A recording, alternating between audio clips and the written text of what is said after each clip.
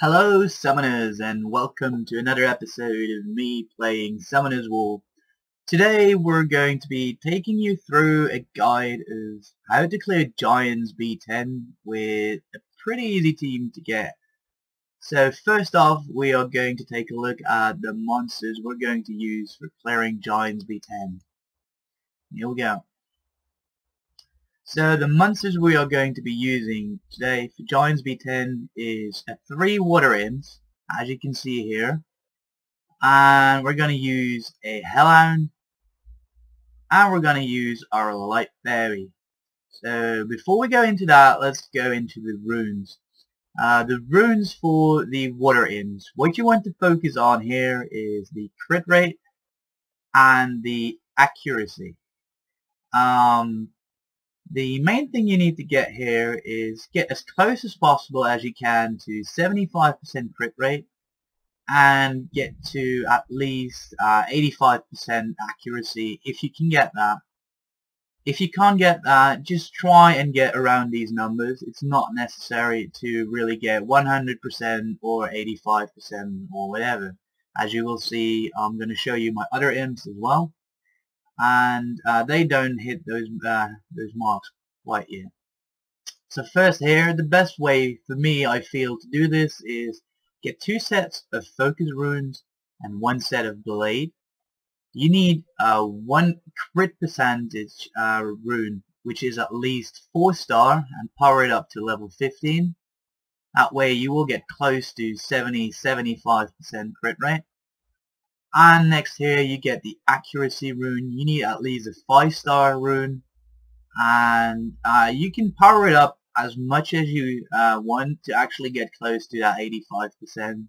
So for the other runes, I recommend powering them up to level 6. It's pretty cheap to do, and you get these substats. And here you go. The accuracy is a substat you would like to get, and also the crit rate percent is a substat you'd like to get. And as you can see here, I got the crit rate percent. So as more substat as you get, the better the runes are for your imps. Okay, now let's take a look at my other imps. Again, 2 times focus and blade. And here you go. This one has 70% crit rate, so he's actually 5% crit rate off.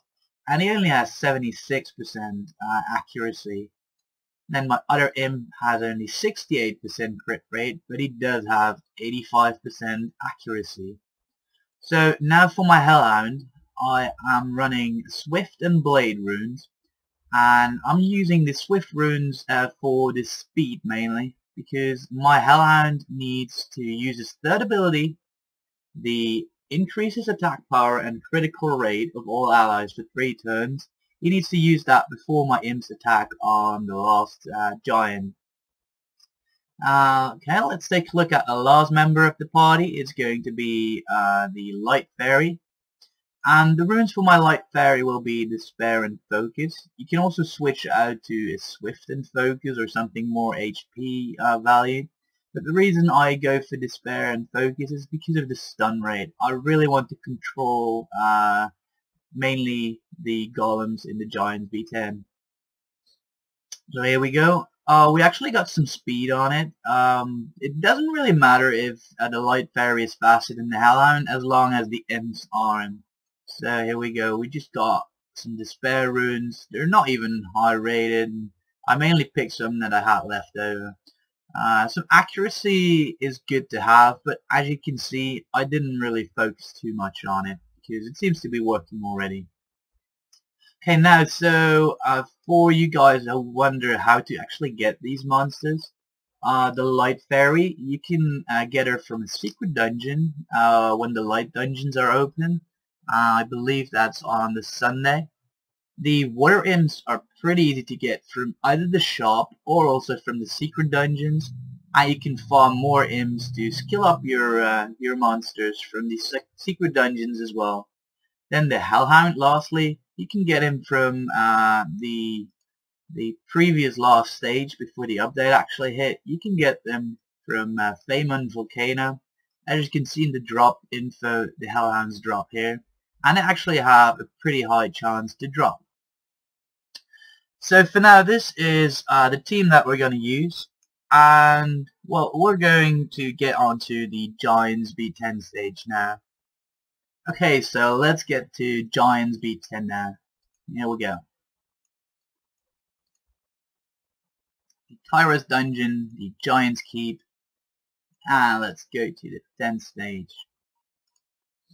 So as you can see here, we got the team set up. We use the Light Fairy as leader because he's the only one with a leader skill, and it actually increases the resistance by 20%, which might come in handy when the golems use their AoE ability. Okay, so now Giants B10. The first wave consists out of 2 golems and 2 crystals. The main thing you need to do here is make sure that the crystals don't attack, because the crystals will kill your team pretty much. Okay, we use the third ability to get some crit rate up, and we're going to use the Light Fairy on the first attack to actually try and stun one of the golems. We didn't get a stun off, so we're going to attack this golem now with the damage over time spells, and we're going to use 2 attacks on it. Here we go. This is pretty surely going to die now, so we don't need to focus this one anymore. I'm going to freeze up the second golem because he's going to attack like the next. He's going to attack the first one now, and I'm using the Hellhound always on the crystal because his attacks don't really do much on the golems. Okay, so now we have the second turn of the fairy, and we're going to try and control one of the crystals. Okay, we got a stun off, so now we don't need to freeze that one. I'm going to freeze up this golem again, actually resist it, so that's a bit of a shame. I'm going to make sure that this crystal isn't going to attack, so we'll freeze it up. And we're actually going to focus it down now. Because this crystal is still stunned and this one is frozen, I have my fairy left to attack the golem. And we got a stun off. That's great to have. Yeah, this crystal used up the stun now, he attacked. And this crystal will just die now. Okay, we're going to focus on this golem. And we're going to keep this one controlled. Here we go, we got the stun off again. And now we just want to use the normal attacks. We want to have all the skills, or at least the third skills, resetted for the next wave. Okay, this one is going down, and now just a crystal. So let's see, we got the third skill on this imp, we got the third skill on that imp, and we got the third skill on this imp, so we can kill it now. So just a couple of auto attacks, and we would be more than fine. Okay, on to the second wave. You can see we have 3 golems now, and we have 2 crystals. I'm going to use the begin the hunt again for the crit rate. And again, we're going to try on the first time to stun a golem, and we succeeded this time. So now we can move on to the second golem, and put some damage over time spells onto him. Okay, here we go. That's more than enough damage over time spells to actually kill it. So now we're going to try and freeze up the second golem, and that actually worked. So this time the golems aren't going to attack us on the first turn. So let's start heading over to the crystals. We need to control them. First we tried to stun with the fairy. Okay, we succeeded. And now we're going to freeze up the second one just to be sure. Actually this golem just got an attack off, but the golems will mostly always focus your Hellhound, and he can heal a bit from normal attacks, and you can also heal with your fairy if you have the stuns already rolling. Okay, now because we have the board controlled, we can pretty much use our Ice Ball just to prevent attacks from the golems. This golem will die, so now we're going to use the last third ability onto this golem to just speed up the process of killing him. Okay, with our fairy, this one is going to die. The rest is all controlled, but this one, so we are attacking that one. It didn't stun, but it doesn't always stun, but it's not a bad thing. Okay, this crystal used his attack now, so we need to start controlling it again. We can use begin the hunt 2 times on this wave before it actually resets for the next wave. So why not just use it and get some more crit. Okay, we're going to try and stun up the crystal here over the golem, because the golem doesn't really have much kill threat. Okay, both these golems are going to die, so I'm going to move on to the last golem. Of course with the Hellhound, because it's a bit damaged, I'm using the first attack. It heals a bit. Not much, but every bit helps. Okay, this is the AoE ability of the golem you just saw. That's actually the worst one to get on your team. It can, as you can see, it froze my fairy, but it can freeze the entire team. So that's why the leader stat of the fairy is pretty good. The resistance of 20%, it helps a bit with that one. And now I'm just going to freeze the golem again. I'm going to actually focus on killing this crystal, so I don't have to actually CC it. Okay, here we go. We just got one crystal left and one golem. We're going to attack the golem because that one can take actually some more hits, and I can get my my skills from cooldown again. Okay, just a couple of auto attacks. You do want to keep an eye on the crystal though. You do want to keep it CC'd. Better safe than sorry. Because if it hits again, your entire team is going down. Maybe one monster will survive, but that won't take you through the rest of these the dungeon. Okay, here we go. Last crystal. So now we're on to the third wave, and this one consists out of a big golem and two small golems. So the key here is to kill the big golem with your damage over time spells, but try and keep enough CC abilities, or even preferably, if you can, a third skill for the next wave, because the next wave is actually going to be the hardest wave, because you have your abilities on cooldown. Okay, first we're going to try and get a stun off on the big golem. That didn't work. No big deal. And we're just going to try and get the third ability. We got 3 damage over time.